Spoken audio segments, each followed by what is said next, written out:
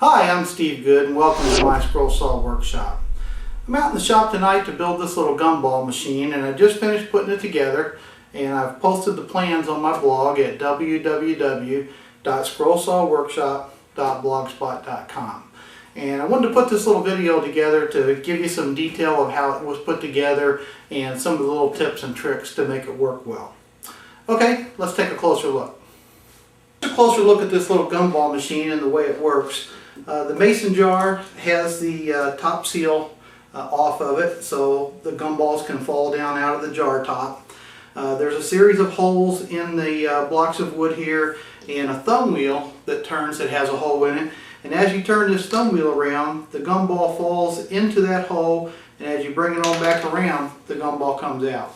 So again, it's pretty easy to use. You just turn the thumb wheel and catch the little gumball as it comes out the front. Now I'm going to take this thing apart and give you a few little tips on how to put it together. Okay, I've disassembled the gumball machine, and I want to show you just a couple little tips about it. The first thing is that I purchased the 16 ounce or 1 pint canning jars, and this particular brand is the Ball brand mason jar. And the pattern is designed to fit this top, so you want to look for this one if you can. If you can't find this brand, you may have to modify the top hole to make it fit. So the first thing you want to do is remove the lid, and the seal top can be taken out and thrown away. We don't need that. So we just need this piece right here. Okay? The mechanism that makes the gumball fall out is this little wheel, thumb wheel, that goes inside the machine, and it's pegged in there with a 2-inch, 1/4 inch axle. And I'll show you how that works in just a second. If you look at the front of the gumball machine, you'll see that the second block of wood down has this recess cut out in it, and you'll be able to see in the pattern how that's cut. It's actually cut in a semicircle. In the top, you'll see that we have a small 5/16 inch hole right here at the front of the gumball machine that holds the axle for the thumb wheel. We have a 2-inch hole here that takes the gumballs down into the machine, and then down below it you'll see the piece that has the semicircle cut in it. You'll notice that the thumb wheel has a 1-inch circle cut in it, and also a 5/16 inch hole in the middle, which is what the axle goes through.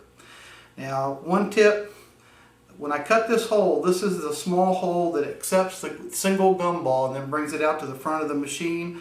And one thing you want to do is kind of chamfer these edges a little bit so that the gumballs won't stick in the unit as you turn the wheel. So you really want to give yourself a little ramp on each side of this to make it work. Now, if you can see this, I'm going to take this thumb wheel, slide it up into the unit, and then I'm going to take the axle and go ahead and put it down through the axle hole into the thumb wheel.